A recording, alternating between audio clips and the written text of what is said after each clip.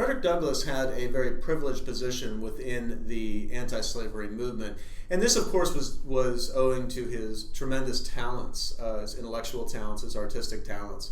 But as an anti-slavery activist, he is first associated with William Lloyd Garrison.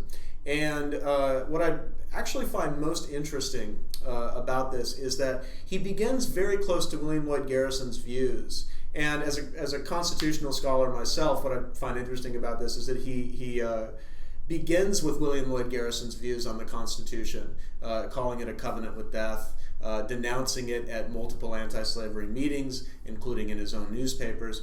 But by the time of the start of the Civil War, he has actually changed his views on it. And it's rather remarkable. You can find in several celebrated speeches by Douglass in the mid-1850s, follows his break with William Lloyd Garrison. You can find him speaking about the Constitution. And he starts talking about the ways in which the Constitution is a document that has to be interpreted by current generations of Americans, including himself. He makes this very clear that he is included amongst those interpreters.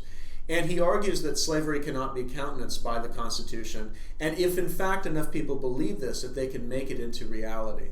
And in a way, what Douglass is articulating here is precisely the kind of fear that Southerners had going into the election of 1860, that in fact the election of 1860 was a referendum on the meaning of the Constitution, that it could be given an anti-slavery meaning. And this is something that Douglass anticipates. And if you read his speeches very carefully, if you look through his changing understandings of the Constitution, once he departs from William Lloyd Garrison on this, he comes to this conclusion.